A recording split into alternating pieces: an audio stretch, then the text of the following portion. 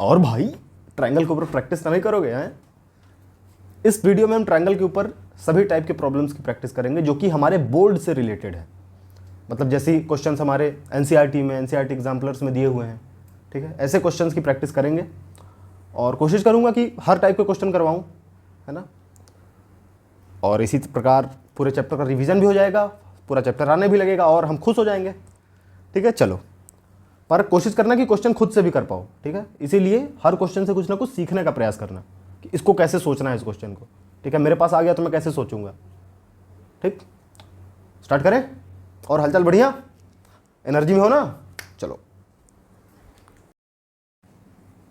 पहला क्वेश्चन आपकी स्क्रीन पे ये रहा। हमें एक ट्रायंगल दिया हुआ है ABC और ये गिवन है कि जो DE है, एक लाइन है जो ट्रायंगल के बीच से ऐसे गुजर रही है, वो देखो ये दो एरो लगे हैं, इसका मतलब पैरेलल, ठीक। तो यानी कि जो DE है वो BC के पैरेलल है। पैरेलल मतलब मैंने बताया था ना कि पैरेलल मतलब क्या होता है कि दोनों लाइंस मतलब बराबर डिस्टेंस पे चल रही है ना, एक दूसरे से कभी मिलेंगी नहीं। तो ये दोनों लाइंस पैरेलल है और हमको दिया हुआ है कि AD की डिस्टेंस 1.5 सेंटीमीटर, DC की डिस्टेंस 3 सेंटीमीटर, AE का डिस्टेंस 1 सेंटीमीटर। तो बताओ EB कितना होगा। आओ भाई, चलो खुद से ट्राई करो और मैं ट्राई करने जा रहा हूं। तो इसके लिए हमने एक थ्योरम पढ़ा था ना, और थ्योरम में पैरेलल लाइन और ट्रायंगल से रिलेटेड था, ठीक है। लेक्चर 2 में हमने देखा था इसको कि अगर एक ट्रायंगल है और बीच में एक पैरेलल लाइन जो है उसको कट कर रही है, तो जिन पॉइंट्स पे कट करेगी ना, वो उस ट्रायंगल को सेम रेशियो में डिवाइड करेंगे, उसकी साइड्स को सेम रेशियो में डिवाइड करेंगे, ठीक। मतलब अगर ABCDE है, तो अगर पैरेलल लाइन में कट कर रहे हैं तो जो रेशियो है AD/DB ये किसके बराबर होगा भाई साहब? AD/DB is equal to AE/EC, ठीक। मतलब this upon this is equal to this upon this, ये रेशियो बराबर होगा, ठीक। तो रेशियो बराबर होगा, अगर पैरेलल लाइन है तो रेशियो बराबर होगा, और अगर रेशियो बराबर होगा तो लाइन पैरेलल होगी, ठीक। दोनों रिलेटेड है आपस में कि अगर पैरेलल लाइन दी गई है तो रेशियो बराबर हो सकता है, अगर रेशियो बराबर दिया हुआ है तो लाइन जो है वो पैरेलल होगी, ठीक है। अच्छा, यहां पे पैरेलल लाइन दी है, इसका मतलब रेशियो बराबर होगा। रेशियो क्या है हमारा? रेशियो है AD/DC। AD क्या है भाई साहब? 1.5 अपॉन DC क्या है भाई साहब? 3। AD/DC किसके बराबर होगा? AE/EB के। AE कितना है? 1 अपॉन EB कितना है हमको पता नहीं भाई साहब। अरे भाई, तो बड़ी सिंपल सी इक्वेशन बन गई। EB की वैल्यू निकाल लो। कैसे निकालोगे? EB को इधर भेजो तो यहाँ मल्टीप्लाई में चला जाएगा, अब बाकी सबको इधर भेज दो तो डिवाइड मल्टीप्लाई में आ जाएंगे। कैसे? इक्वल टू इधर भेजा हमने EB को, ठीक। तो यहाँ डिवाइड में है ना, इधर क्या मल्टीप्लाई में हो गया, इंटू 1.5/3 इज इक्वल टू 1। अब देखो यहाँ 3 डिवाइड में है तो 3 को इक्वल टू उधर भेजो तो मल्टीप्लाई में चला जाएगा। 1.5 मल्टीप्लाई में है, इक्वल टू उधर भेजो तो कहाँ चला जाएगा? डिवाइड में। अरे वाह भाई साहब। अच्छा, 3 इंटू 1 क्या होता है? 3 ही होता है, ओके। अब पॉइंट को ऊपर भेजो। जैसे पॉइंट कैसे हटाते हैं हम? नीचे से पॉइंट अगर हटाएंगे तो ये यहाँ 0 बन के आ जाएगा, है ना। कुछ ऐसे पॉइंट हटाते हैं भाई साहब कि अगर मान लो 1.2 दिया है तो अपॉन 1 है, तो अगर ऊपर से पॉइंट हटाएंगे तो नीचे पॉइंट के बाद जितने नंबर्स रहेंगे ना उतने 0 नीचे लगा देंगे। जैसे 1.2 है तो हमने पॉइंट हटाया और पॉइंट के बाद कितने डिजिट है? 1, है ना। इसका मतलब 1 0 लगा दिए। इसी प्रकार यहाँ पे भी नीचे से हमने पॉइंट हटाया, पॉइंट के बाद कितने डिजिट है? 1 डिजिट, यानी 1 0 हमने ऊपर कर दिया, ठीक। 3/1.5 था, पॉइंट हटाया, 30 हो गया ऊपर, ठीक, ओके। हमको इसकी टेबल पता है, 15 × 15, 15 × 2 = 30, यानी कि EB की वैल्यू कितनी आ गई भाई साहब? 2, ठीक। तो EB की वैल्यू आ जाएगी 2। सिंपल सा क्वेश्चन था, है ना। तो इसी थ्योरम पे अभी और क्वेश्चन करेंगे, ठीक। चलो देखते हैं कैसे।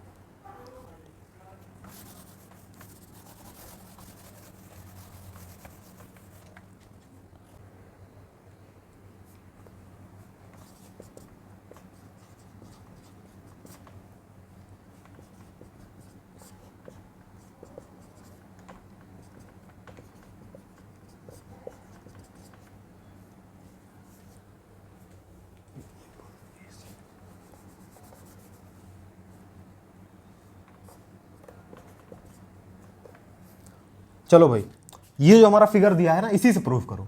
ये गिवन है कि जो DE है वो BC के पैरेलल है, तो ये प्रूफ करो कि AD/AB जो है AE/AC के बराबर होगा। अब पैरेलल है, इससे हमको ये चीज पता है कि A D upon D B जो है वो ए ई अपॉन ई सी के बराबर होगा। प्रूफ हमको करना है कि A D upon A B A E upon A C के बराबर है। ठीक, कोशिश करो, और मैं कोशिश करता हूं भाई साहब। ये जो लेक्चर 3 था इसमें ये कॉन्सेप्ट थ्योरम्स के बीच में आया था, है ना। तो देखो लेक्चर देखना ज़्यादा जरूरी है क्वेश्चन से। ठीक, मतलब क्वेश्चन सॉल्व करना भी आना चाहिए, दोनों चीज़ें जरूरी है भाई। ठीक है, पर जब थ्योरम पता होगा तभी तो क्वेश्चन करोगे, और थ्योरम को सॉल्व कैसे कर रहे हैं तो उससे क्वेश्चन कैसे करने हैं ये भी पता चलता है ना। चलो तो देखते हैं कैसे करते हैं। हमको ये चीज़ पता है ना, पर यहां पे db नहीं है, db की जगह यहां पे ab दिया हुआ है पूरा।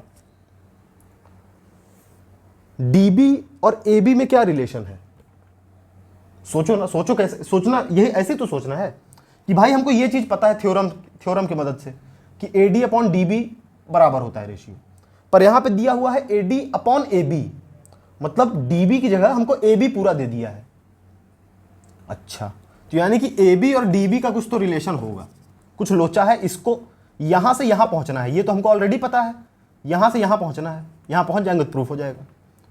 db से हम ab कब पहुंचेंगे, db से ab पहुंचने के लिए हमको db में da जोड़ना पड़ेगा, है ना। यानी कि db में हम अगर da जोड़ देंगे तो ab के बराबर पहुंच जाएंगे। मतलब यहां पे हमको इस रिलेशन में हमको db में ad जोड़ना पड़ेगा, और ad कहां है, ad इसके ऊपर ही बैठा है, मतलब db के जो ऊपर है वही हमको db में जोड़ना है। अच्छा भाई साहब, कैसे जोड़ें, जोड़ने का एक तरीका है, इसको उल्टा करके +1 कर दो। कैसे, देखो दिया हुआ है ad upon D B is equal to A E upon E C. हमको क्या करना है कि हमको ad db के साथ जोड़ना है, तो कैसे करें, इसको उल्टा करो, उल्टा करो भाई साहब, पहले उल्टा करो तो बन जाएगा db upon ad is equal to E C upon A C, sorry E C upon A E. ठीक, अब एक काम करो, दोनों तरफ +1 करो, +1 इधर भी, +1 इधर भी। +1 जब करोगे तो देखो क्या होगा, डिनोमिनेटर ऊपर मल्टीप्लाई होता है और फिर +1 हो जाता है ना। मतलब इसको हम ऐसे करते हैं ना, जब +1 किया तो डायरेक्ट तो जोड़ नहीं सकते क्योंकि 1/1 है, डिनोमिनेटर अलग अलग है, तो डिनोमिनेटर बराबर बनाना पड़ता है। बराबर कैसे बनाते हैं, ऊपर नीचे मल्टीप्लाई कर दो, ad से ऊपर भी मल्टीप्लाई करो और ad से नीचे मल्टीप्लाई करो, तो ad अपॉन ad 1 ही तो है, ये 1 ही लिखा हुआ है, बस 1 को हमने अलग तरीके से लिख दिया है ना। ad अपॉन ad ऊपर भी मल्टीप्लाई किया, नीचे भी मल्टीप्लाई किया। ठीक, अब ad से ad कट गया, भाई ad डिनोमिनेटर सेम है तो ad प्लस db हो जाएगा ऊपर। इसी प्रकार इधर साइड क्या होगा, इधर प्रकार ec प्लस ae हो जाएगा, है ना। नहीं समझ में आया तो बस अपना +1 जैसे तुम करते हो वैसे करो, कि फ्रैक्शन दिया हुआ है उसमें +1 करना है तो कैसे करोगे। ठीक, मैंने तो इस प्रकार किया भाई, ad ऊपर नीचे मल्टीप्लाई किया, ae ऊपर नीचे मल्टीप्लाई किया, डिनोमिनेटर सेम हो गया तो डायरेक्ट इन दोनों को प्लस कर सकते हैं। और db अपॉन ad क्या होगा भाई साहब, db अपॉन ad हो जाएगा ab, है ना। यानी कि ये पूरा टर्म जो बन गया ऊपर का, ये बन गया हमारा ab, और ये जो बन गया ये क्या बन गया भाई साहब, ये बन गया हमारा ac। यानी कि ये जो हमने लिखा ये किसके बराबर लिख दिया, ये लिखा हमने ab अपॉन ad, किसके बराबर हो गया भाई साहब, ac अपॉन ae। हमको प्रूफ क्या करना है, हमको प्रूफ इसका उल्टा करना है, तो काम करो दोनों तरफ उल्टा कर दो। दोनों तरफ उल्टा तो कर ही सकते हो ना, अगर ये इसके बराबर है तो यानी इसका उल्टा इसके उल्टे के बराबर होगा, तो काम करो दोनों तरफ उल्टा कर दो, तो ad अपॉन ab किसके बराबर होगा भाई साहब, ae अपॉन ac के, है ना। अरे वाह, यही तो प्रूफ हो गया, हेंस प्रूव्ड। तो देखा हमने कैसे सोचा इस प्रॉब्लम को। ठीक है, और प्रॉब्लम सोचते हैं और आगे बढ़ते हैं भाई साहब।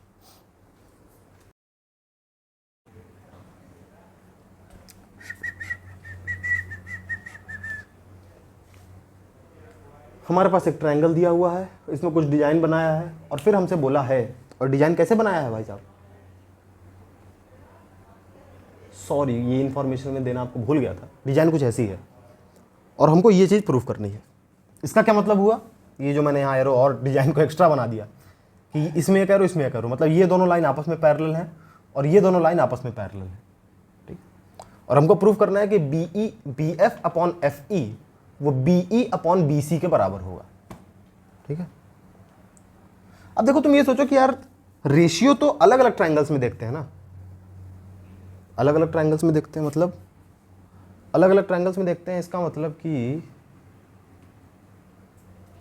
मतलब एक ट्रायंगल की अलग अलग साइड्स पे देखते हैं, सॉरी ब्रो सॉरी। पर यहाँ पे तो एक ये जो ट्रायंगल है बड़ा वाला ABC, इसकी एक ही साइड को अलग अलग पार्ट में रेशियो दिया हुआ है। तो ऐसे तो देख नहीं सकते ना भाई साहब।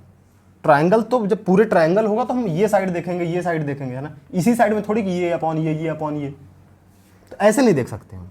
अच्छा ठीक है। और पैरेलल लाइंस भी दी हैं। पैरेलल लाइंस हमको पता है कि अगर पैरेलल लाइन होती है तो रेशियो बराबर होता है। तो एक काम करते हैं, रेशियो लिख के देखते हैं। ठीक, ये लाइन इसके पैरेलल है, मतलब अगर मैं ये ट्रायंगल देखूं, ट्रायंगल AEB, ये ट्रायंगल, ठीक, तो ये लाइन इसके पैरेलल है, मतलब this upon this is equal to this upon this. इसका क्या मतलब हुआ कि BD अपॉन DA किसके बराबर होगा? BF अपॉन FE के बराबर होगा। ये वाला ट्रायंगल हमने देखा, ये पैरेलल लाइन थी तो ये अपॉन ये इज इक्वल टू ये अपॉन ए, जैसे इसमें था। अच्छा, और पैरेलल लाइन ये भी दी है दो ठो, इनको भी देखो भाई। इनको देखोगे तो ये बड़ा वाला ट्रायंगल ABC देखना पड़ेगा। ट्रायंगल ABC, इसमें क्या देखा हमने देखा कि ये लाइन इसके पैरेलल है, मतलब ये जहां जहां डिवाइड कर रही है D पे और E पे, तो BD upon DA is equal to BE upon EC, है ना। BD upon DA is equal to BE upon EC। और ये तो कमाल हो गया, यहां भी BD अपॉन DA, यहां भी BD अपॉन DA, क्योंकि ये जो BD अपॉन DA है इस छोटे वाले ट्रायंगल में भी आया, इस बड़े वाले ट्रायंगल में भी आया। ये इसके बराबर है और यही इसके बराबर भी है, यानी कि ये दोनों आपस में बराबर होंगे। बिल्कुल, और ये दोनों आपस में बराबर होंगे, ये तो हमको प्रूफ करना है कि BF अपॉन FE जो है वो BE अपॉन EC के बराबर है। ये तो प्रूफ हो गया ना भाई। ये इसके बराबर भी था और ये इसके बराबर भी था, मतलब ये दोनों आपस में बराबर होंगे तभी तो दोनों के बराबर था, है ना। यानी कि ये दोनों साइड्स जो हैं BE अपॉन EC के, ये दोनों आपस में बराबर हैं। हेंस आगे बोलो भाई साहब, प्रूव्ड, है ना। सिंपल सा क्वेश्चन था ब्रो। और क्वेश्चन देखें।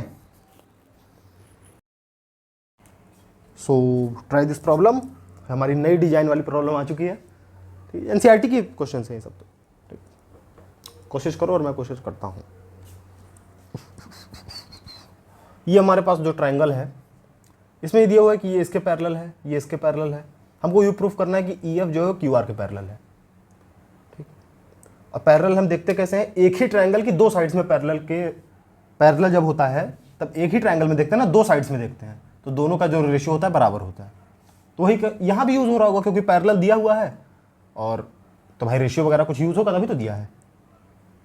अच्छा, ये इसके पैरेलल दिया हुआ है, यानी तुम ये ट्रायंगल देखो, अगर ये वाला PQO, ये PQO दिख रहा है, ये तिरछा ट्रायंगल जो है कुछ ऐसा जो बना हुआ है PQO, इसमें ये साइड इस साइड के पैरेलल है, ये क्या है EF। ठीक, तो वैसा ही तो है, ट्रायंगल है और ये दोनों साइड पैरेलल है, इसका मतलब ये अपॉन ये इज इक्वल टू ये अपॉन ए, इन दोनों का रेशियो बराबर होगा। तो यानी कि PE upon EQ, PE upon EQ किसके बराबर होगा भाई साहब? PD अपॉन DO के। नहीं ये तो D है ना, ये मैंने F क्यों लिख दिया bro, sorry bro. PD upon DO के। अच्छा ब्रो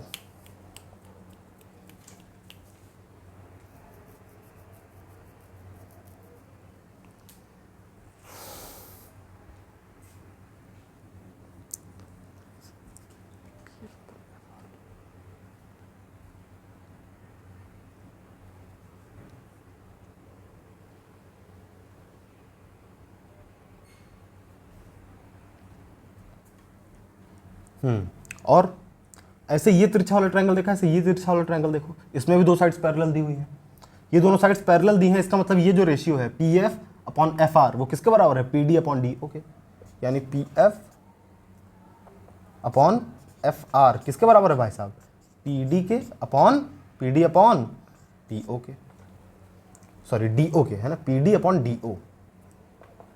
राइटिंग मेरी कुछ ज़्यादा ही सुंदर है, उसके लिए बहुत बहुत सॉरी। ठीक है, अरे इन दोनों रेशियो को देखो तो तुम देखोगे कि PD अपॉन DO यहाँ भी है, PD अपॉन DO यहाँ भी है, ये इसके बराबर है और यही इसके बराबर भी है। यानी कि ये दोनों आपस में बराबर होंगे, है ना। यानी कि PE अपॉन EQ किसके बराबर होगा भाई साहब, PF अपॉन FR के। मतलब कि this upon this is equal to this upon this. अरे ये अपॉन ये इज इक्वल टू ये अपॉन ये है, मतलब ये जिस साइड से डिवाइड हो रहा है वो साइड पैरेलल होगी। ये तो थ्योरम था कि अगर ये अपॉन ये इज इक्वल टू ये अपॉन है, मतलब रेशियो अगर बराबर दिया हुआ है तो ये साइड इसके पैरेलल होती थी। ये रेशियो इसके बराबर दिया हुआ है, यानी कि ये जो साइड इसके पैरेलल होगी। Hence EF is parallel to QR, है ना। इस वाले ट्रायंगल को देखो, PQR को देखोगे तो जो EF है ये इसको डिवाइड कर रही है भाई साहब, ये अपॉन ये इज इक्वल टू ये अपॉन है, इसीलिए ये जो ट्रायंगल है इसमें ये साइड इस साइड के पैरेलल है, ठीक है। और ये तुमको प्रूव करना था कि जो EF है QR के पैरेलल है। प्रूफ हो गया भाई साहब, सिंपल सा प्रूफ था, प्रूफ, है ना। अच्छा, क्या तुम ये प्रूफ कर सकते हो कि अगर एक ट्रायंगल है और जो साइड मिड पॉइंट्स पे कट कर रही है दो साइड्स को, मतलब एक लाइन है जो दो साइड्स को मिड पॉइंट पे कट कर रही है, तो वो जो लाइन होगी ना वो तीसरे साइड के पैरेलल होगी।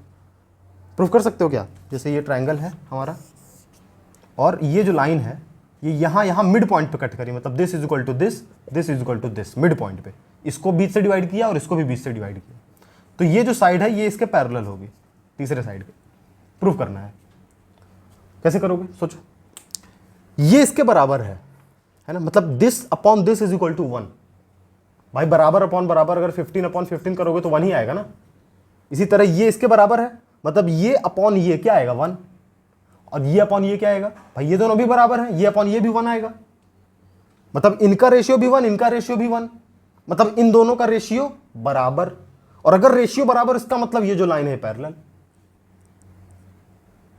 हो गया प्रूफ, समझे। अब इसको अपने डिफिनेशन में लिखो, अपने खुद तरीके से लिखो, ठीक है, तो समझ में आएगा कि लिखना कैसे है। और तो आगे क्वेश्चंस देखते रहेंगे और क्वेश्चन देखेंगे भाई, सब क्वेश्चन की कमी थोड़ी है, अभी तो बहुत क्वेश्चंस बचे हैं, ठीक। चलो तो भैया लोग, अब हम आ चुके हैं सिमिलरिटी वाले पार्ट पे, जहां पे हम सिमिलरिटी का यूज करेंगे और अलग अलग क्वेश्चन सॉल्व करेंगे, ठीक। हमारा क्वेश्चन जो दिया है उसमें 2 ट्रायंगल्स दिए हैं हमको, ठीक है, और दोनों ट्रायंगल्स में साइड्स की लेंथ दी है और एक ट्रायंगल की तुमको एंगल्स दिए हुए हैं, ठीक। और पूछा है कि बताओ इस दूसरा जो ट्रायंगल है इसके एंगल्स क्या क्या होंगे, ठीक। सिमिलरिटी याद है कि नहीं? थोड़ा याद दिला देता हूं। 2 ट्रायंगल्स सिमिलर तब होते थे जब वो दोनों देखने में एक जैसे लगते थे, पर क्योंकि हम केवल देख के पता नहीं लगा सकते, इसलिए हम क्या करते हैं कि हम कुछ प्रॉपर्टीज डिफाइन कर देते हैं। जैसे कि अगर उनके सारे एंगल्स बराबर हों, ठीक, एंगल्स इक्वल, और दूसरी चीज ये कि उनके सभी साइड्स का रेशियो बराबर हो, मतलब मैथमेटिकली अगर ये 2 कंडीशंस सेटिस्फाई होती हैं तब हम कहते हैं कि ट्रायंगल सिमिलर है, ठीक। पर हमने थ्योरम्स भी देखे थे और थ्योरम्स हमने देखा था कि अगर केवल एक कंडीशन भी सेटिस्फाई होती है ना तो भी दोनों ट्रायंगल सिमिलर होते हैं, ठीक। और सिमिलर होने का फायदा क्या है? सिमिलर होने का फायदा है कि सारे एंगल्स बराबर होंगे, सारे साइड्स का रेशियो बराबर होगा, बस यही, मतलब अगर ये दोनों चीजें हैं तो मतलब दोनों ट्रायंगल सिमिलर है, ठीक। थ्योरम हमने देखा था, पहला थ्योरम था वो बोलता था कि अगर केवल एंगल्स बराबर हैं तो भी दोनों ट्रायंगल सिमिलर है, अगर केवल साइड्स का रेशियो बराबर है तो भी दोनों ट्रायंगल सिमिलर है, अगर हाफ चीज है मतलब 2 साइड्स का रेशियो बराबर है और तीसरा एंगल बराबर है तो भी दोनों साइड ट्रायंगल सिमिलर है, ठीक। तो इन्हीं थ्योरम्स का यूज करेंगे और क्वेश्चन सॉल्व करेंगे, ठीक। देखते हैं कैसे। जैसे ये वाले क्वेश्चन में दिया है तो साइड्स का लेंथ देखो, दोनों ट्रायंगल का दिया हुआ है ना, तो तुम ये देखो कि क्या इनके साइड्स का रेशियो बराबर है क्या। अच्छा, साइड्स का रेशियो कैसे देखें? मतलब तुम देखो कि 6 जो है 6 2 12, ठीक। 3√3 को अगर मैं 2 से मल्टीप्लाई करूं तो 6√3 आएगा, है ना। इसी प्रकार अगर मैं 3.8 को 2 से मल्टीप्लाई करूं तो 7.6 आएगा। तब देखो इन साइड्स का रेशियो बराबर बैठ रहा है ना। मतलब 6/12 ये किसके बराबर है भाई साहब? ये बराबर है 3√3/6√3। ये किसके बराबर है? ये बराबर है 3.8/7.6, 3.8/7.6। ये तीनों रेशियोज बराबर है, मतलब साइड्स के रेशियो बराबर है। अच्छा, साइड्स के रेशियो बराबर है, इसका मतलब क्या है? इसका मतलब है कि ये दोनों ट्रायंगल सिमिलर है। अच्छा, अब हम लिखेंगे कैसे कि ट्रायंगल सिमिलर है? अब कुछ लोग देखेंगे लिखेंगे ABC is similar to PQR, और गलत हो जाएगा क्योंकि ABC जो है वो PQR के सिमिलर ही नहीं है। भाई लिखो, जैसे ए बी सी, मान लो मैंने लिख दिया similar to P Q R, ये दोनों ट्रायंगल सिमिलर हैं, पर A B C P Q R के सिमिलर नहीं है। क्यों? क्योंकि अगर मान लो कि A B C P Q R के सिमिलर होता तो मतलब A B upon P Q, A C upon P R, B C upon Q R, मतलब देख रहे हो लास्ट इधर दो देखे, इधर दो देखे, मतलब इसी जिस ऑर्डर में हमने लिखा है ना, उसी ऑर्डर में साइड्स का रेशियो और एंगल्स दोनों उसी रेशियो, उसी मतलब ऑर्डर में डिफाइंड होते हैं। तभी हम कहते थे corresponding angles are equal. Corresponding, ये जो करस्पॉन्डिंग शब्द है ना, इसका बड़ा महत्व है। ठीक, हमने देखा कि B C upon Q R, B C upon Q R, ये रेशियो बराबर था किसके, मतलब बी सी को हमने देखा और क्यू आर को देखा। चलो ये तो फिट बैठ रहा है, मतलब फिर फिट बैठ ही रहा है भाई, B C upon Q R, चलो ठीक है। फिर हमने क्या देखा, हमने देखा ए बी अपॉन हमने पी क्यू नहीं देखा, ए बी अपॉन हमने पी आर देखा है ना, 3.8 upon 7.6, A B upon P R बराबर है ना, मतलब A B upon P R. अब देखो यहाँ मैच नहीं हो रहा है ना, मतलब आर यहाँ पे आना चाहिए था कहीं, या आर ना, मतलब पी और आर साथ में आने चाहिए थे, क्योंकि हमने ए बी इधर साथ में है तो यहाँ भी पी और आर साथ में होने चाहिए, क्योंकि इनका रेशियो बराबर है। तो काम करो, पी को इधर कर दो, क्यू आर को हमने नहीं छेड़ा क्योंकि क्यू आर और बी सी ये साथ में आ रहे थे, तो क्यू आर भी साथ में आना चाहिए, पी भी साथ में आना चाहिए। ठीक, मतलब अब देखो, अब दोनों ट्रायंगल सिमिलर लिख सकते हो, मतलब जो ट्रायंगल ए बी सी है वो ट्रायंगल क्यू आर पी के सिमिलर है। ठीक है, पी क्यू आर के सिमिलर नहीं है। ऐसा क्यों है? ऐसा इसलिए है क्योंकि A B upon Q R is equal to B C upon R P is equal to A C upon Q P, है ना। चाहो तो चेक कर लो कि जिस ऑर्डर में लिखा है उसी ऑर्डर में, अगर इधर के शुरू के दो, इधर के शुरू के दो, इधर लास्ट वाले, इधर लास्ट वाले, इधर बीच के बाद, इधर बीच के बाद, इसी ऑर्डर में साइड्स का रेशियो भी बराबर है।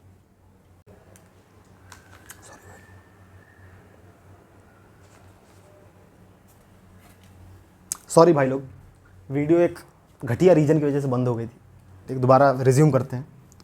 और अभी तक हमने बात करी कि जो ट्रायंगल ए बी सी है, ए बी सी, वो पी क्यू आर के सिमिलर नहीं है, वो क्यू आर पी के सिमिलर है।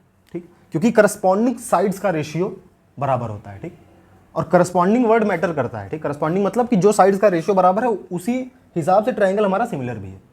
ठीक, और उसी हिसाब से हमारे एंगल्स भी बराबर हैं। तो हमको एंगल्स निकालने हैं ना, पी क्यू आर, ये एंगल्स हमको निकालने हैं।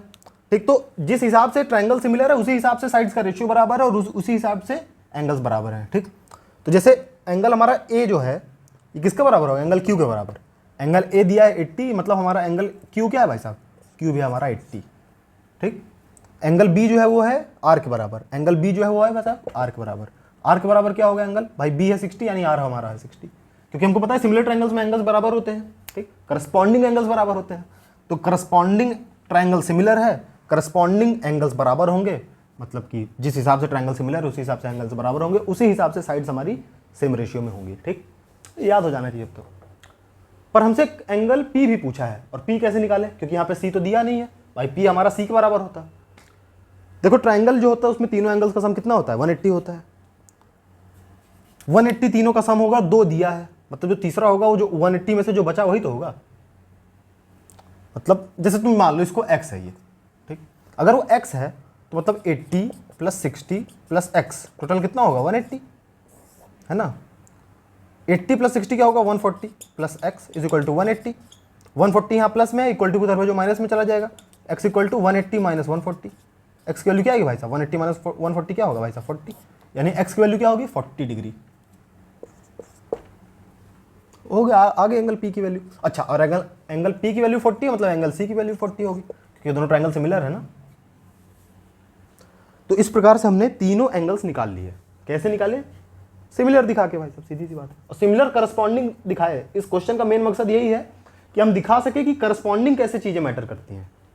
भाई जरूरी नहीं कि दिखने में ऐसा लग रहा है तो हम इसको इससे देखेंगे, इसको इससे देखेंगे, भाई हो सकता है ट्रायंगल उल्टा बना दिया हो। ठीक, तो ये अपॉन ये बराबर था ना किसके? बाकी रेशियोज के। तो इसलिए ये जो साइड है ये इस साइड के प्रोपोर्शनल है, तो इसका मतलब ट्रायंगल में थोड़ा लोचा है, तो समझ के करना भाई। ठीक, अगला क्वेश्चन देखते हैं।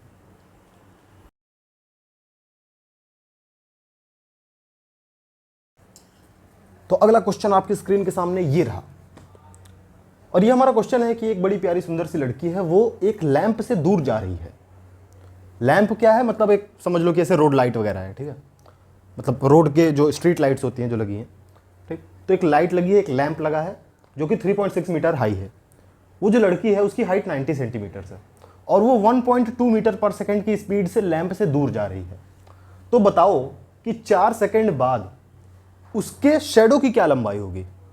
शेडो मतलब जैसे जब लैंप के पास खड़ी रहेगी, तो तुम खुद सोचो कि जब लाइट के एकदम नीचे खड़ी है तो शेडो तो बहुत छोटी सी बनेगी ना, पर जैसे जैसे लाइट के दूर जाएगी वो शेडो जो है लंबी होती जाएगी। ऐसा सोचो कि एक लाइट है, लाइट के जस्ट नीचे खड़े हो तो छोटी सी परछाई बन रही है, पर लाइट से जैसे जैसे दूर जाओगे तो परछाई ऐसे लंबी बनती जाएगी, है ना। तो उसी परछाई की हमको लंबाई निकालनी है 4 सेकंड बाद। तो ट्राई करो और फिर मैं ट्राई करता हूं, ठीक। चलो मैं ट्राई करता हूं। भाई देखो परछाई होती क्या है, व्हाट इज शैडो। जहां पे लाइट नहीं पड़ती वहां पे अंधेरा रह जाता है और वो हमारी परछाई बन जाती है ना। इसका मतलब जैसे ये इस लैंप से लाइट निकल रही है भाई साहब, जैसे ये लाइट हमेशा स्ट्रेट लाइन में जाती है ना, जैसे ये लाइट तो ऐसे दूर चली जाएगी, उससे मतलब ही नहीं है। तुम देखो कि कुछ लाइट आएगी जिसको ये गर्ल, जैसे गर्ल का सिर जो है लाइट को रोक लेगा, है ना। इसके नीचे की जितनी लाइट्स हैं वो सब लाइट्स यहाँ आएंगी और यहाँ आके रुक जाएंगी, है ना। मतलब क्योंकि भाई इसके नीचे की लाइट से मतलब वो जो लड़की है उस लाइट को रोक लेगी, है ना। इसका मतलब कि बाकी जगह तो उजाला है पर इस लाइट का, पर ये लाइट जो है यहाँ आगे पहुँच नहीं पाई। इसका मतलब यहाँ पे अंधेरा हो गया होगा, है ना, यहाँ पे अंधेरा हो गया होगा और यहाँ पे क्या बनेगी, यहाँ पे इस लड़की की शैडो बनेगी, ठीक। अच्छा, जो थोड़ा सा ऊपर की लाइट है वो तो ऐसे निकल गई इसको क्रॉस करके, हेड को क्रॉस करके। तो जहां पे लाइट पड़ने लगी वहां पे तो परछाई नहीं आएगी ना, परछाई तो वहां तक आएगी जहां तक लाइट नहीं पड़ रही है, ठीक। तो चलो मान लो कि यहां तक लाइट नहीं पड़ी, ठीक। देख रहे हो लैंप है और ऐसे लाइट जा रही है, जहां पे जैसे लाइट यहां पहुंच गई इसका मतलब कि यहां पे तो बिजली, मतलब उजाला आ गया ना। उजाला गया मतलब अब इसके ऊपर तुम कोई भी रे देखोगे तो यहाँ तो लाइट पहुंच ही जाएगी ना, क्योंकि ये तो और ऊपर होगा गर्ल से, ठीक। तो आगे तो लाइट है और पीछे भी लाइट है। पीछे क्यों लाइट है, पीछे इसलिए लाइट है क्योंकि ये भाई लाइट तो दे ही रहा है ना। इसका मतलब इस गर्ल ने जितनी लाइट रोकी वो लाइट जहां पे रुकी वही उसकी परछाई बन गई। वहां पे अंधेरा रह गया, वहां पे उसको परछाई दिखने लगी, अपनी शैडो दिखने लगी। इस शैडो की हमको लंबाई चाहिए भाई साहब। अच्छा, तुम ये सोचो क्या ये देख के कुछ याद आ रहा है क्या तुमको। ऐसा स्ट्रक्चर कहीं ना कहीं देखा है हमने, कहां देखा है,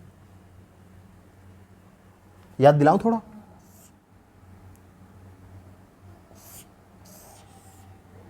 ये कुछ ऐसा स्ट्रक्चर है, ऐसा स्ट्रक्चर हमने थ्योरम्स को प्रूव करते हुए देखा है लेक्चर नंबर 3 में। और हमने ये देखा था कि ये जो छोटा वाला ट्रायंगल होता है इस बड़े वाले ट्रायंगल में फिट हो जाता है और ये छोटा वाला ट्रायंगल बड़े वाले ट्रायंगल के सिमिलर होता है ना। फिर इसी छोटे वाले ट्रायंगल को हमने दिखाया था कि जो बगल में ट्रायंगल है उसके सिमिलर है। इसका मतलब ये बगल वाला ट्रायंगल और ये बड़ा वाला ट्रायंगल दोनों सिमिलर है, ठीक। कुछ याद आया भाई साहब। मतलब कि यहां पे हम सिमिलरिटी का यूज कर सकते हैं किस किस ट्रायंगल में, एक इस ट्रायंगल में और एक ये बड़े वाले ट्रायंगल में, है ना। देखें कैसे सिमिलरिटी लगाते हैं, क्योंकि अगर ये दोनों सिमिलर हो गए तो कुछ लेंथ वगैरह का हम रेशियो लगा के शायद हो सकता है शैडो निकाल लें, क्योंकि भाई और कोई चारा तो है नहीं शैडो निकालने का, है ना। तो शैडो निकालने के लिए हमको क्या चाहिए भाई, भाई इसकी लेंथ चाहिए। इसकी लेंथ कैसे निकालें, पहले जो लेंथ निकाल सकते हैं वो लेंथ निकालो। हमको दिया है कि ये जो लड़की है ये 4 सेकंड तक चल चुकी है ना। इसकी शैडो की लेंथ हमको 4 सेकंड बाद फाइंड करनी है ना। तो 4 सेकंड ये यहां से यहां तक गई, तो यहां से यहां तक का डिस्टेंस क्या होगा भाई साहब। देखो जो स्पीड होती है, स्पीड का क्या फॉर्मूला होता है, डिस्टेंस अपॉन टाइम, है ना। तो यानी कि डिस्टेंस का क्या फॉर्मूला हुआ, स्पीड, ये टाइम यहां डिवाइड में उधर भेज दो तो स्पीड इनटू टाइम, है ना। स्पीड हमको दिया है 1.2 मीटर पर सेकंड, टाइम हमको दिया है 4 सेकंड्स। तो क्या हम उसकी डिस्टेंस निकाल सकते हैं कि उसने कितना डिस्टेंस चला 4 सेकंड्स में, ठीक। तो एक काम करो डिस्टेंस निकाल लो। तो डिस्टेंस जो इस लड़की ने चला वो कितना चला, 1.2 इसकी स्पीड हो गई इंटू टाइम, टाइम क्या है 4 सेकंड्स, यानी कि कितना डिस्टेंस हुआ 4 2 जा 8, 0.4 1 जा 4, 4.8 मीटर्स। देखो मीटर्स में हमने लिया है, ठीक है। यूनिट्स का ध्यान रखना, क्योंकि लड़की की लंबाई दी है 90 सेंटीमीटर, ये सेंटीमीटर में दिया है, इसकी स्पीड दिया है मीटर में, ठीक। तो कभी अगर लंबाई और स्पीड इन सब का कॉम्बिनेशन बने ना तो वहाँ पे केयरफुल रहना पड़ेगा। या तो केवल मीटर में रखेंगे या तो केवल सेंटीमीटर में रखेंगे। देखते हैं कैसे। अभी तक हमने निकाला कि ये भाई साहब मतलब बहन साहब ये 4.8 मीटर पर सेकंड मतलब 4.8 मीटर्स चली, मतलब ये लेंथ जो है 4.8 मीटर है। अरे पर हमको तो ये लेंथ चाहिए ना भाई, शैडो की लेंथ। ये कैसे पता करें? चलो मान लो x है भाई, कुछ तो लेंथ होगी ना इसकी, शैडो की कुछ तो लंबाई होगी, मान लो वो लंबाई x है भाई। ये मीटर है, चलो मान लो x मीटर है, ठीक। अच्छा अब एक काम करो, सिमिलरिटी लगाओ। सिमिलरिटी कैसे लगाएं? ये जो जैसे छोटा वाला ट्रायंगल है, मतलब ये कुछ ऐसा स्ट्रक्चर बन रहा है ना, तुम ध्यान से देखो तो कुछ ऐसा स्ट्रक्चर बन रहा है। ये लड़की है, ये लैंप है, और भाई ये लाइट है ऊपर वाली, है ना, ये शैडो है। इसको अगर मैं ब्रेक करूं तो क्या मैं इसको ऐसे लिख सकता हूं? एक तो ये छोटा वाला ट्रायंगल है और ये बड़ा वाला ट्रायंगल है, पता है छोटा वाला ट्रायंगल इसी बड़े वाले ट्रायंगल के अंदर फिटेड है, ठीक। तुम ये देखो कि ये जो लैंप है ये तो ऐसे जमीन में खड़ा हुआ है ना, तो खंभा है जैसे, ये खंभा तो ऐसे जमीन में कैसे एकदम सीधा खड़ा होगा ना, मतलब जमीन से एकदम परपेंडिकुलर 90 डिग्री पे खड़ा होगा भाई, खंभा से टेढ़ा तो होगा नहीं, है ना। तो यानी कि ये जो एंगल है ये 90 डिग्री है, ये वाला एंगल, बड़े वाले ट्रायंगल का एंगल। अच्छा, और जो लड़की है वो भी भाई सीधी ही खड़ी होगी, टेढ़ी तो खड़ी नहीं होगी, ठीक। तो यानी जो ये वाला जो एंगल है ये भी 90 डिग्री है। अच्छा, ये जो एंगल है तुम देखो, ये बड़े वाले ट्रायंगल में भी वही है और छोटे वाले ट्रायंगल में भी वही है, मतलब दोनों बराबर है। यानी कि इस बड़े वाले ट्रायंगल में और इस छोटे वाले ट्रायंगल में दो एंगल्स बराबर हैं, और अगर दो एंगल्स बराबर है तो हमने देखा था कि तीसरा एंगल अपने आप बराबर हो जाता है भाई साहब, क्योंकि तीनों एंगल का सम क्या होता है? 180 होता है ना।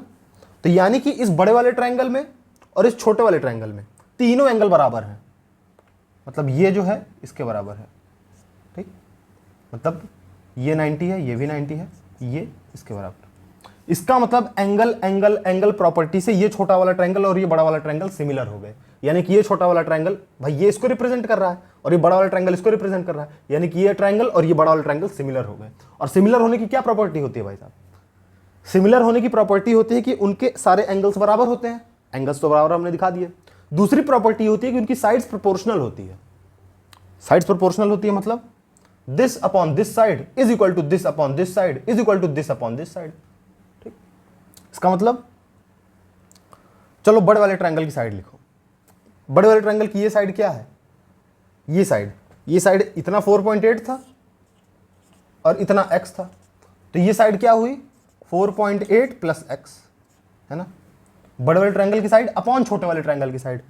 छोटे वाले ट्रायंगल की क्या साइड है भाई साहब? x। This upon this is equal to, बड़े वाले ट्रायंगल के ऊपर ले रहे हैं साइड, ठीक है, तो बड़े वाले ट्रायंगल के ऊपर ही लेना है। अब ये वाली साइड देख लो, ये वाली साइड क्या है? दी हुई 3.6 मीटर अपॉन छोटे वाले ट्रायंगल की साइड ये क्या है? 90 सेंटीमीटर, है ना। सही जा रहे हैं? अरे यही तो मैंने वार्न किया था, ये 3.6 मीटर्स है और ये 90 सेंटीमीटर्स है भाई। ऐसे थोड़ी कि ये 3.6 रखोगे, ये 90 रखोगे। ऐसे जिसको नहीं पता कि सेंटीमीटर या मीटर है, वो तो देखा कि अरे यार इसकी लंबाई 3.6 थी और इसकी लंबाई 90 थी, तो 90 तो बहुत ज़्यादा लंबाई हो गई ना, ये तो खंभे से ज़्यादा लंबी हो गई। पर हमको पता कि 90 सेंटीमीटर्स लंबी है और ये खंभा जो है 3.6 मीटर्स लंबा है भाई। मीटर तो बड़ी यूनिट है ना लेंथ की। तो एक काम करते हैं, या तो दोनों को सेंटीमीटर में कर लो या तो दोनों को मीटर में कर लो, पर क्योंकि बाकी चीज़ें मीटर में तुम काम करते हैं, मीटर में ही कर लेते हैं, ठीक। हमको पता है कि 1 मीटर में कितने सेंटीमीटर्स? 100 सेंटीमीटर होते हैं भाई साहब। 1 मीटर में 100 सेंटीमीटर। अच्छा, इस 100 को मैं ऐसे लिख सकता हूं ना, 1 × 100 सेंटीमीटर, ठीक। तो 1 मीटर में 1 × 100 सेंटीमीटर। अब इस काम करो, इस 100 को इधर भेज दो, भेजो बताता हूं। 100 इधर मल्टीप्लाई में इधर आएगा, डिवाइड में आ जाएगा, तो 1/100 मीटर्स इज इक्वल टू, इधर क्या बचा? इधर ये 1 बचा, 1 सेंटीमीटर। तो हमको पता चल गया कि 1 सेंटीमीटर में 1/100 मीटर्स होंगे।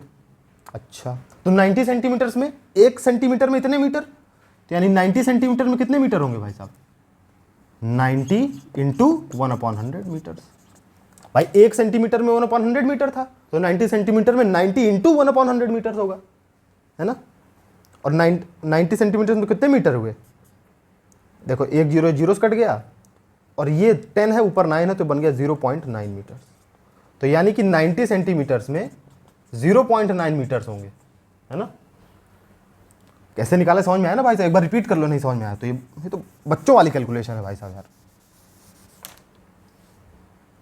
तो 90 की जगह हम क्या रखेंगे, हम रखेंगे 0.9। ये भी मीटर में, ये भी मीटर में, अब सही है। अब तुम एक बात ध्यान दो, मैंने तुमको linear equation in two variables जो चैप्टर था उसमें बार बार ये बात बताई थी कि अगर एक इक्वेशन होती है, जैसे एक इक्वेशन है क्योंकि यहाँ इक्वल टू लगा हुआ है, अगर एक इक्वेशन है और वहाँ पे सिंगल वेरिएबल है, जैसे यहाँ पे केवल x है, तो हम x की वैल्यू निकाल सकते हैं। भाई हमने क्या देखा था कि दो इक्वेशंस दी थी और एक्स वाई था एक में, दूसरे में भी एक्स वाई था, तो हमने x को हटा के केवल y के टर्म्स में ये सारी इक्वेशंस लिख दी, और जब केवल y आ गया तो फिर y को हमने सॉल्व कर लिया, क्योंकि अगर एक वेरिएबल होगा तो हम उसको सॉल्व कर लेंगे, है ना। वेरिएबल मतलब जिसकी वैल्यू पता नहीं है। यहां पे भी देखो एक इक्वेशन है, इक्वल टू लगा है, और ये एक एंटिटी है ना, एक इक्वेशन है, और यहां पे वेरिएबल केवल x है क्योंकि केवल x की वैल्यू नहीं पता, y जैसा तो कुछ है ही नहीं यहां पे। तो अगर केवल x नहीं पता तो मतलब हम इसी इक्वेशन की मदद से x की वैल्यू निकाल सकते हैं, और x की वैल्यू है क्या, x की वैल्यू है हमारे शैडो की लेंथ, हमको ये तो चाहिए। ठीक, निकालते हैं भाई साहब।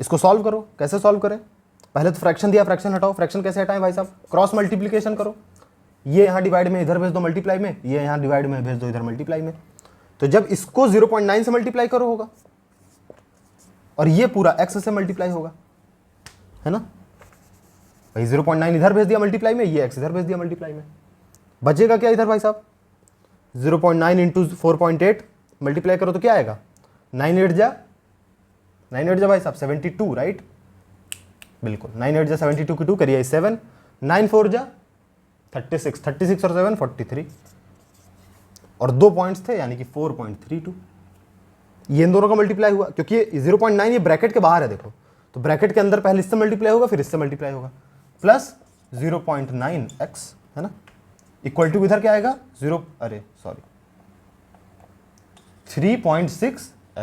ठीक, अब देखो x की वैल्यू चाहिए तो x को एक तरफ रखो, बाकी सबको दूसरी तरफ भेज दो भाई साहब। x को एक तरफ कैसे रखोगे, इसको उधर भेजो, उधर भेजोगे और माइनस करोगे तो क्या आएगा, इधर तो 4.32 बच गया, उधर क्या बचा 2.7x। अरे वाह, 2.7 जो है x के साथ मल्टीप्लाई में है, 2.7 को इधर भेज दो, डिवाइड में आ जाएगा, है ना, x की वैल्यू आ गई। अब एक काम करो, इस डिवाइड को सॉल्व कर लो, सॉल्व कर लोगे इसको भाई साहब, ना सॉल्व कर पाओ तो बताऊं फिर मैं पॉइंट हटा के बता देता हूं कि डेसिमल कैसे यहां से हटाएंगे। ठीक, बाकी डिवाइड तो तुम कर ही लोगे। देखो 4.32 है ना, इसको मैं क्या लिख सकता हूं भाई, जब हम डेसिमल हटाते हैं ना, डेसिमल जब हटाते हैं तो डेसिमल की जगह, यहां डेसिमल था इसकी जगह 1 लिखते हैं, और डेसिमल के बाद जितने डिजिट्स थे 1 2 उतने जीरो लगा देते हैं। तो 432/100 किसकी वैल्यू है, ये वैल्यू है 4.32 की। अच्छा, इसी तरह 2.7 को भी कर सकते हैं। 2.7 को क्या लिखेंगे हम, 2.7 को हम लिखेंगे 27 अपॉन पॉइंट की जगह 1, 7 मतलब एक डिजिट है मतलब 10। ठीक, तो इसको हम क्या लिख सकते हैं भाई साहब, ऊपर वाला मैं मिटा दे रहा हूं ना, ऊपर वाला लिख लो। ठीक, तो इस फ्रैक्शन को हम लिख सकते हैं 432/100 अपॉन, ये तो 4.32 को हमने ये लिख दिया, 2.7 को हमने लिख दिया 27/10। अब ये फ्रैक्शन मैंने आपको सॉल्व करना सिखाया है, कैसे सॉल्व करते हैं भाई, ये फ्रैक्शन का फ्रैक्शन है, ऊपर भी फ्रैक्शन नीचे भी फ्रैक्शन। तो एक काम करो, जो दूर दूर है उनको आपस में मल्टीप्लाई करो, जो पास पास है उनको आपस में मल्टीप्लाई करो, तो क्या बन जाएगा ये 4.32 इंटू 10, अरे sorry 432 into 10 upon 27 into 100, 27 into 100, है ना, एक जीरो से जीरो कट गया, बचा क्या 432/270। अभी डिवाइड तो तुम कर सकते हो ना, डिवाइड कर लो, तुमको पता चल जाएगा कि शैडो की कितनी लेंथ है भाई। जो ये क्या है, ये x की वैल्यू है ना, ये x के बराबर ही सब आ रहा था। ठीक, ये x के बराबर आ रहा था। ठीक, तो x हमने इसको सॉल्व किया, ये x की वैल्यू आ गई भाई साहब। x हमारा क्या था, x हमारा शैडो था। इसको डिवाइड कर लो, x की वैल्यू आ जाएगी, x की वैल्यू मतलब शैडो। समझ में आया? तो इस प्रकार हमने इसकी जो सॉल्यूशन है वो हमने निकाल लिया भाई साहब। ठीक, तो ऐसे ही है, बाकी और सॉल्व कर सकते हो भाई साहब, है ना। कहीं कैलकुलेशन मिस्टेक मैंने करी हो तो भाई उसको भाई तुम जज कर सकते हो बिल्कुल, पर मेरा काम कैलकुलेशन सिखाना तो है नहीं। कैलकुलेशन तो तुमको तभी तुम सीख पाओगे जब तुम खुद करोगे, सीधी सी बात है। दूसरे का देख के कि प्लस माइनस किया उसने कैसे किया, गलतियां आप नहीं पकड़ सकते हो पर सीख नहीं सकते। खैर सीखते तो गलतियां सही है, बट मेरे कहने का मतलब है कि जब तक खुद से कैलकुलेशंस नहीं करोगे ना तब तक गलतियां ज़्यादा करोगे। कैलकुलेशन खुद से करने लगोगे, जैसे हो सकता है कुछ बच्चों को ना पता रहा हो कि ये फ्रैक्शन कैसे सॉल्व करते हैं, ठीक, डेसिमल कैसे हटाते हैं जो मैंने यहाँ बताया, तो वो सीख सकते हो। पर जब तक खुद से हाथ से प्लस माइनस डिवाइड मल्टीप्लाई सब नहीं करोगे तब तक दूसरे का देख के नहीं बनता। ठीक, तो ये कॉन्सेप्ट समझ में आया कि नहीं भाई साहब? कॉन्सेप्ट क्या था? कॉन्सेप्ट यही था कि हमने कुछ स्ट्रक्चर पकड़ लिया कि भाई एक ट्रायंगल था, उसके बीच में ऐसे ट्रायंगल घुसा हुआ है, और हमको पता था कि ये 90 पे है, ये भी 90 पे है, मतलब सारे एंगल्स बराबर होंगे, मतलब दोनों सिमिलर होंगे। सिमिलर होंगे इसका मतलब साइड्स का रेशियो बराबर होगा, साइड्स का रेशियो बराबर होगा तो हमने x मान के साइड्स का रेशियो बराबर किया, इक्वेशन बनाई और इक्वेशन को सॉल्व कर लिया तो x की वैल्यू आ गई, मतलब उसके परछाई की वैल्यू आ गई। समझ में आया कैसे हुआ? अभी थोड़ा इजी क्वेश्चंस करते हैं, मतलब ये थोड़ा टफ क्वेश्चन हो गया है ना, क्योंकि इसमें काफ़ी सारी चीज़ें इन्वॉल्व हैं, लीनियर इक्वेशन इन्वॉल्व है ना, और हमारा ये ट्रायंगल वाला तो चीज़ है ही। तो छोटे छोटे क्वेश्चंस करते हैं जो कि आपको ग्लिम्स देंगे कि और कैसे ट्रायंगल के स्ट्रक्चर्स बने रहते हैं, है ना, उसमें कैसे पकड़ना है कि कहाँ एंगल बराबर है। ठीक,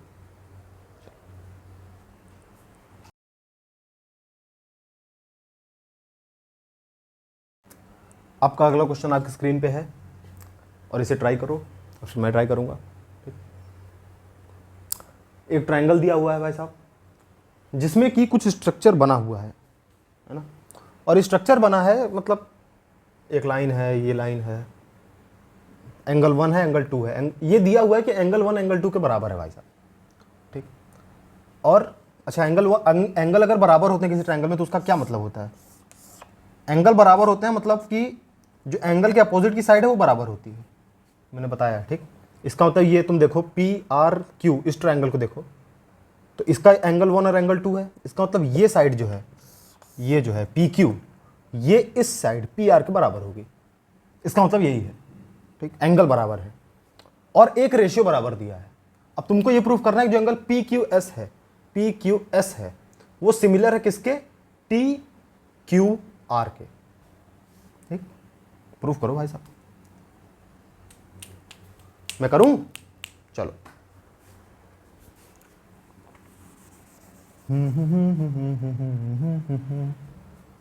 कैसे करा जाए भाई साहब इसको? कुछ हिंट दोगे भाई साहब?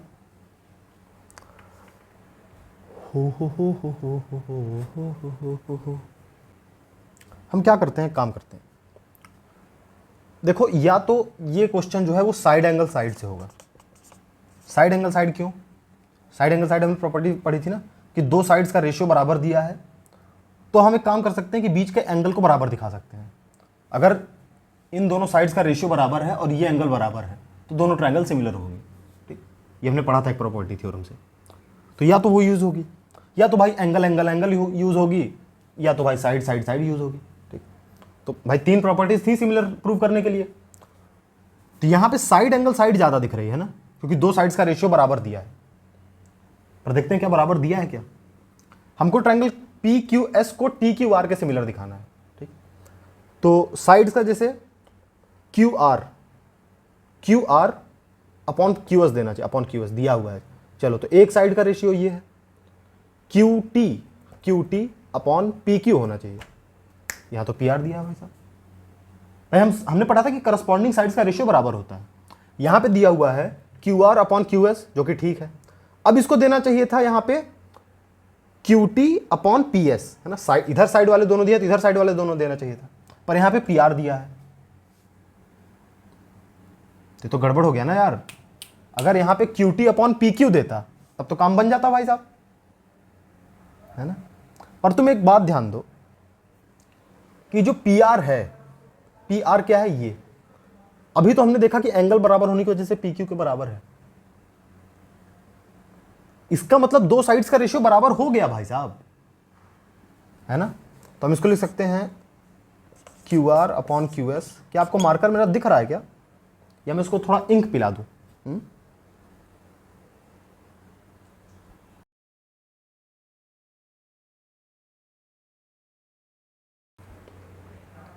चलो भाई, अगली प्रॉब्लम है, बड़ी सिंपल सी प्रॉब्लम है। हमको एक ट्रायंगल दिया है PQR, जहाँ पे टी और एस जो है वो क्यू आर पे और पी आर पे पॉइंट्स हैं, ठीक। और हमको ये गिवन है कि जो एंगल पी है एंगल आर टी एस के बराबर है, मतलब ये जो एंगल है ना angle P angle are T S यानी इस एंगल के बराबर है। हमको ये प्रूफ करना है कि जो एंगल आर पी क्यू है, angle R triangle R P Q है वो ट्राइंगल आर टी एस के सिमिलर है, मतलब ये ट्राइंगल इस ट्राइंगल के सिमिलर है, मतलब ये ट्राइंगल इस ट्राइंगल के जैसा दिखता है। ये हमको प्रूफ करना है भाई साहब। करो भाई प्रूफ, क्या दिक्कत है? मैं करता हूं। और ये सोचो कि दो एंगल्स बराबर दिए हुए हैं, दो ट्राइंगल्स दिए हैं, दोनों में एक एक एंगल बराबर दिया है और एक एक एंगल कॉमन है। भाई आर पी क्यू में और आर टी एस में जो आर एंगल है, ये एंगल, ये तो इस वाले ट्राइंगल में भी वही है, इस वाले ट्राइंगल में भी वही है, तो दो एंगल तो बराबर हो गए दोनों ट्राइंगल्स में। और हमको पता है कि अगर दो एंगल्स बराबर होते हैं तो तीसरा एंगल भी बराबर होता है। क्यों? क्योंकि तीनों एंगल्स का सम 180 था। इसका मतलब ये प्रॉब्लम पक्का ए से होगी भाई साहब। कैसे सोचा जा रहा है समझ में आ रहा है? ऐसे ही सोचना है भाई, कि क्या दिया है उससे क्या रिलेट करेंगे। भाई सिमिलरिटी पूछी है, सिमिलरिटी ए एस और एस इन तीन प्रॉपर्टी से प्रूफ करी जाती है।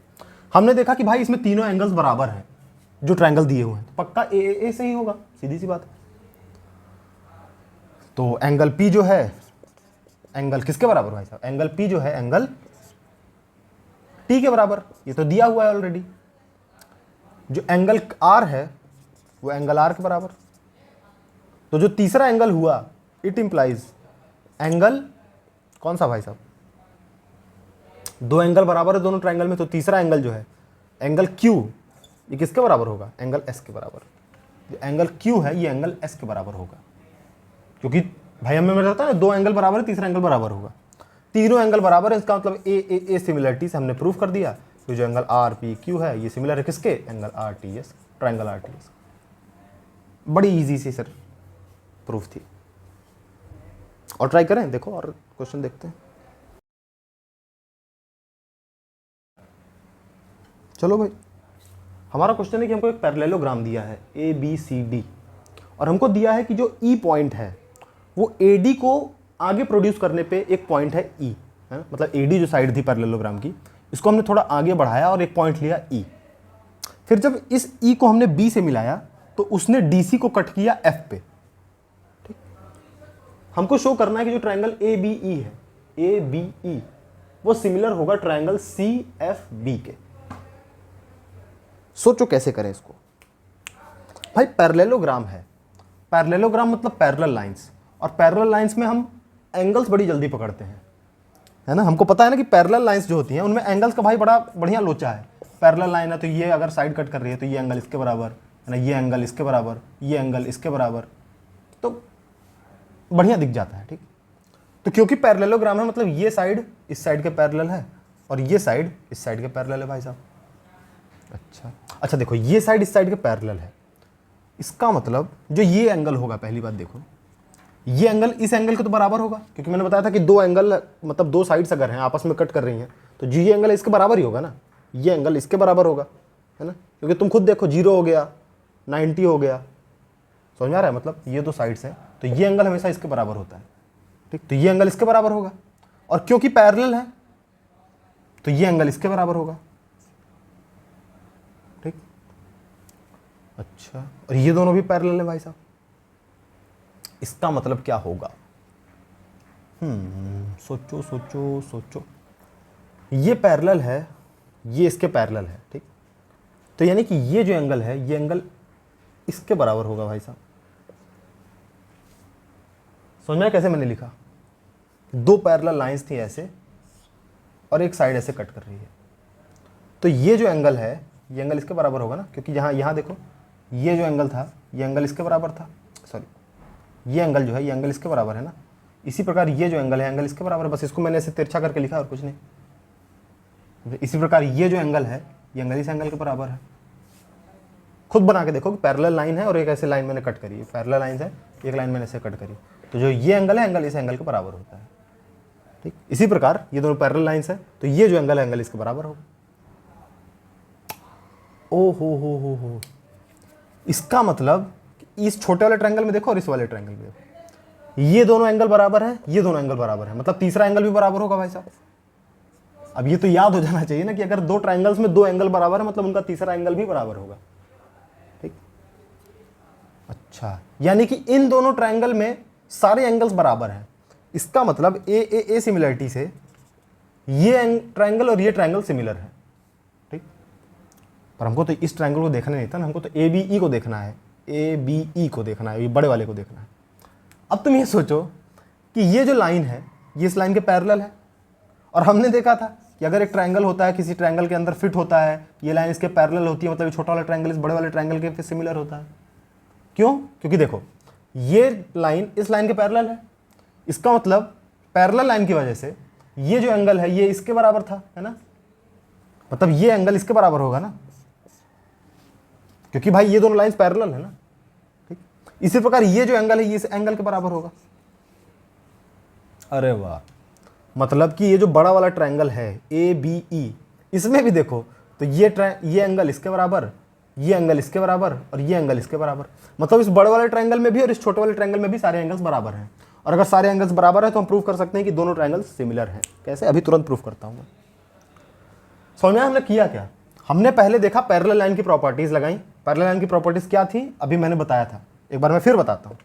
दो लाइंस पैरेलल हैं, तीसरी लाइन को कट कर रही है, तो जो ये एंगल होगा, पहली बात तो ये इसके बराबर होगा, क्योंकि किसी भी दो जनरल लाइन के लिए सच है कि ये एंगल इसके बराबर होता है, करस्पॉन्डिंग एंगल्स बराबर होते हैं। ठीक, ये एंगल इसके बराबर है, और क्योंकि दोनों लाइन पैरेलल है इसलिए ये जो एंगल है ना ये इसके बराबर होगा।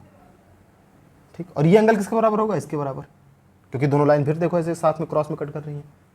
इसी प्रकार दूसरी तरफ भी देख सकते हैं कि ये जो एंगल है इसके बराबर होगा, ये एंगल इसके बराबर होगा और ये एंगल इसके बराबर होगा।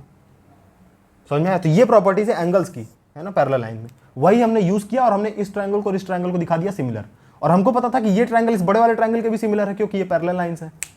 तो फिर ये बड़ा वाला इस छोटे वाले के सिमिलर था, छोटा वाला इसके सिमिलर था, मतलब सारे एंगल्स सारे ट्रायंगल्स में बराबर थे और हमने एंगल एंगल एंगल प्रॉपर्टी से दिखा दिया कि सिमिलर है। अब मैं लिख के दिखा देता हूं ना कैसे। जो एंगल ई है वो तो एंगल ई के बराबर ही है भाई साहब, नहीं सॉरी, ऐसे कैसे दिखा दे बराबर? भाई दोनों ट्रायंगल्स में थोड़ी एंगल ई है, एंगल ई बी के बराबर है ना, है कि नहीं? इसका नाम लिख दें क्या, वरना एंगल बी से कंफ्यूज हो जाओगे। ये वाले की बात कर रहे हैं कि ये वाले की। ठीक, इसको हम लिख देते हैं angle C B F sorry. तो जो एंगल ई है वो एंगल सी बी एफ के बराबर है। ठीक, तब ये तो इसके बराबर हो गए, सॉरी नहीं, एंगल ई ना, सॉरी, एंगल ई जो है एंगल बी के बराबर है। ठीक, हमको करस्पॉन्डिंग एंगल्स देखना है, एंगल ई बी के बराबर हमने प्रूफ किया। ठीक, इसी प्रकार एंगल ए देखो, जो एंगल ए है वो किसके बराबर है भाई साहब? वो है एंगल सी के बराबर, है कि नहीं? भाई देखो इसमें 3 लाइन बनाई, इसमें 3 लाइन बनाई, हमने इसीलिए बनाई थी ताकि हम आइडेंटिफाई कर पाए कौन से बराबर है। एंगल ए एंगल सी के बराबर। इसी प्रकार एंगल बी बचा, ये बी है बड़े वाले ट्रायंगल का, मतलब ये वाले एंगल की बात हो रही है ना। तो जो एंगल बी है इस बी को हम क्या लिखें? ई बी ए लिख देते हैं। ठीक, ये किसके बराबर है भाई साहब? ये बराबर है एंगल एफ के। एफ कौन सा एंगल है? ये वाला एंगल एफ के। तो यानी करस्पॉन्डिंग एंगल्स इन दोनों ट्रायंगल में बराबर है। इसका मतलब by angle angle property this those two triangles are similar. समझ में आया? और क्वेश्चन देखते हैं भाई।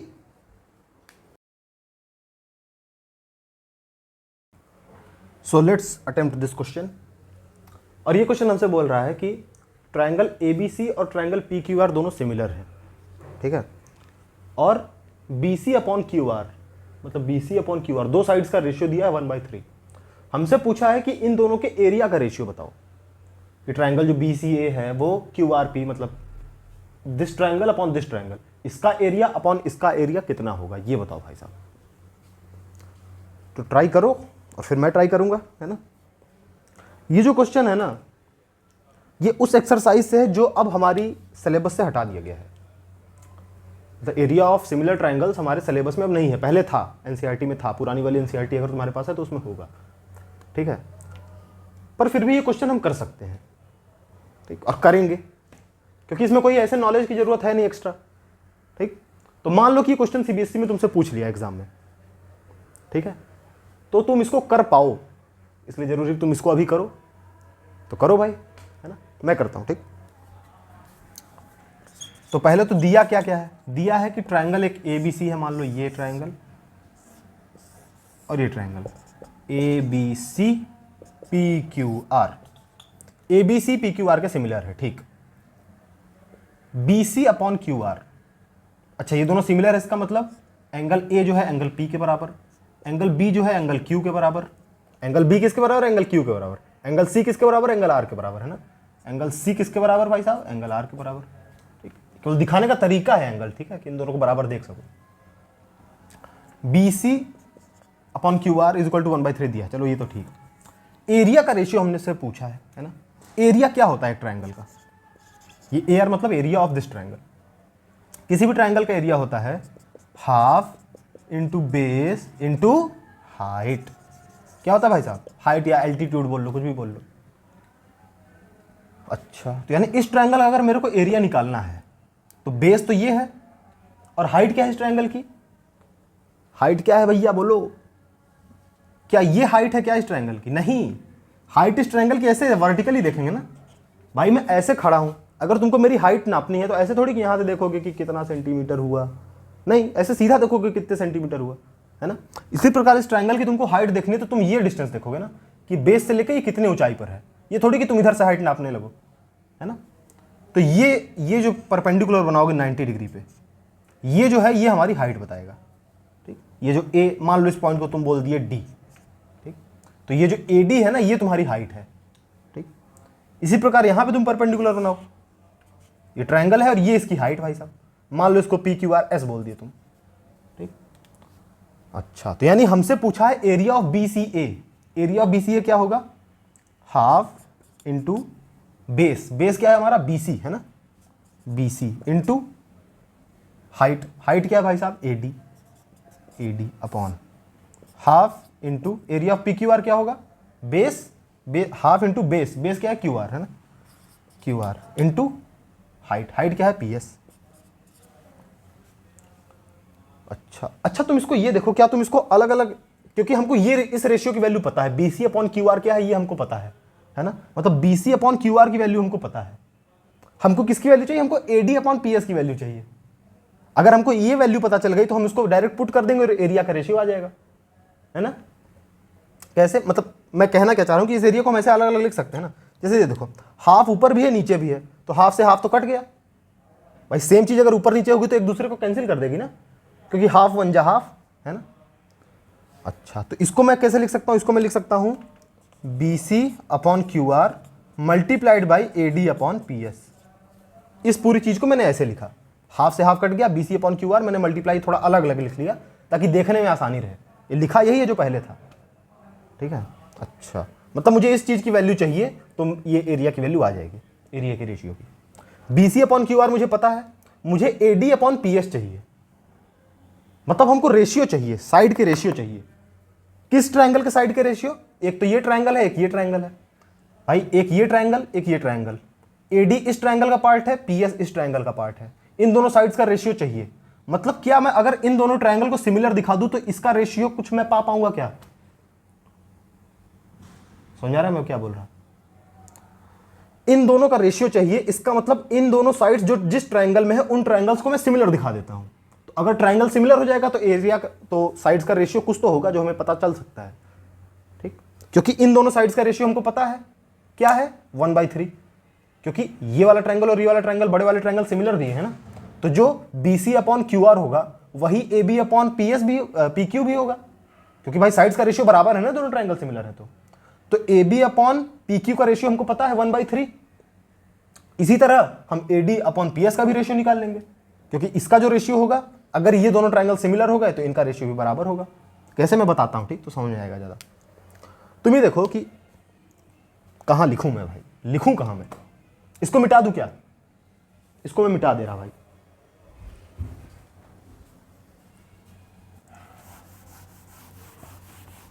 सॉरी ब्रो सॉरी, पूरे वीडियो लिखे रह गए, अभी मिटा दिया गया। मुझे देखना है ट्रायंगल ADB और ट्रायंगल PSQ, ठीक। तुम ये देखो कि इन दोनों, इस ट्रायंगल में और इस ट्रायंगल में, ठीक, ये एंगल 90 है, ये एंगल 90 है, ठीक। यानी कि जो एंगल डी है वो एंगल एस के बराबर है, ठीक। जो एंगल बी है वो एंगल क्यू के बराबर है, क्योंकि हमने पहले देखा था कि ये दोनों ट्रायंगल सिमिलर होंगे, तो ये वाले करस्पॉन्डिंग एंगल्स बराबर होंगे। मतलब जो एंगल बी है वो एंगल क्यू के बराबर है। और इन दोनों में हमको पता चल गया कि दो एंगल्स बराबर है, इसका मतलब तीसरा एंगल भी बराबर होगा। भाई ये तो हम पूरा देखते ही आ रहे हैं कि अगर दो ट्रायंगल से दो एंगल बराबर है मतलब तीसरा एंगल भी बराबर होगा, क्योंकि तीनों एंगल का सम 180 होगा, ठीक। तो यानी कि एंगल ए जो है वो एंगल पी के बराबर भी होगा। मतलब ये जो चीज है, ये एंगल ये इस एंगल पी के बराबर होगा। इसका मतलब ये दोनों ट्रायंगल सिमिलर हैं बाय ए प्रॉपर्टी, क्योंकि इस ट्रायंगल में और इस ट्रायंगल में तीनों एंगल बराबर है, इसका मतलब ये दोनों ट्रायंगल सिमिलर हैं। अगर ट्रायंगल सिमिलर है तो क्या होगा, उनके साइड्स का रेशियो भी बराबर होगा। भाई साइड्स का रेशियो बराबर होगा मतलब A B upon P Q किसके बराबर होगा, A B upon P Q किसके बराबर होगा भाई साहब, A D upon P S के, A D upon P S के, ठीक। ये किसके बराबर होगा, ये होगा B D upon Q S के, पर बी डी और क्यू एस का हमको कोई काम नहीं, इसलिए हमने देखा ही नहीं, ठीक। अच्छा, और A D upon P Q किसके बराबर है, A D upon P Q तो B C upon Q R के बराबर है ना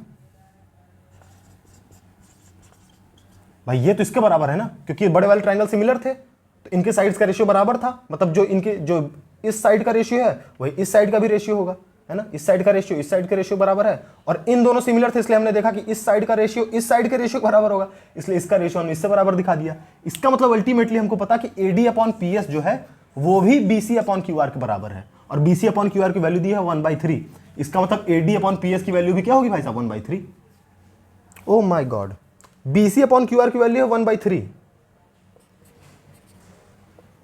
यहां लिखता हूं इधर, एरिया, ये एरिया हमने ऐसे एक्सपेंड किया था, ठीक।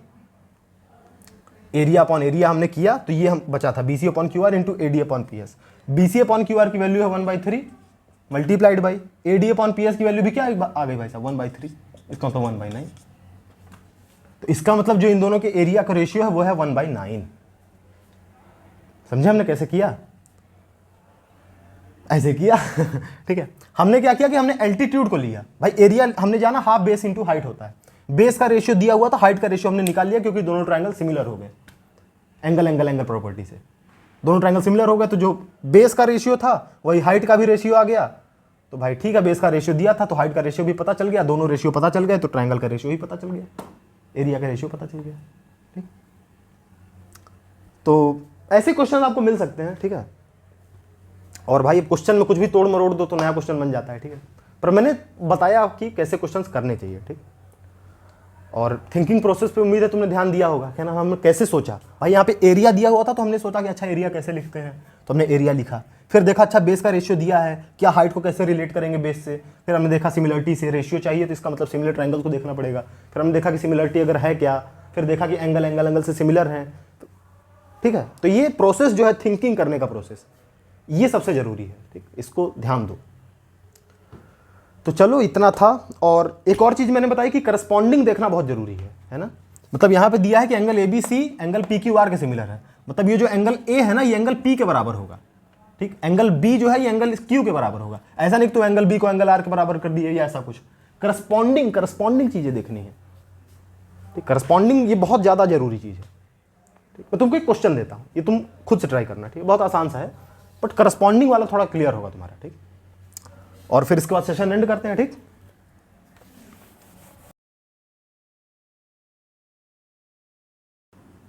तो ये हमारा क्वेश्चन है कि दो ट्रायंगल्स दिए हैं एबीसी और पीक्यूआर, जिसमें ये रेशियो बराबर दिया है साइड्स का। तुमको बताना है कि इनमें से मतलब भाई साइड्स का रेशियो बराबर मतलब ये दोनों ट्रायंगल सिमिलर तो होंगे, पर किस हिसाब से सिमिलर होंगे बताओ। साइड्स का रेशियो देख के तुम ये बताओ कि पीक्यूआर जो है क्या वो सी ए बी के सिमिलर होगा, या ए बी सी के सिमिलर होगा, या सी बी ए के सिमिलर होगा। समझे। तो इसको बना के ड्रॉ करो और सोचो कि क्या होगा, और कमेंट में आंसर दो, ठीक। और कोई क्वेश्चन है तो पूछो, मैं कोशिश करूंगा बताने का। तब तक फिर मिलेंगे और बढ़िया क्वेश्चन की प्रैक्टिस करेंगे, एडवांस वाले क्वेश्चंस की, ठीक है। तब तक पढ़ाई करते रहो। ऑल द बेस्ट और बाय।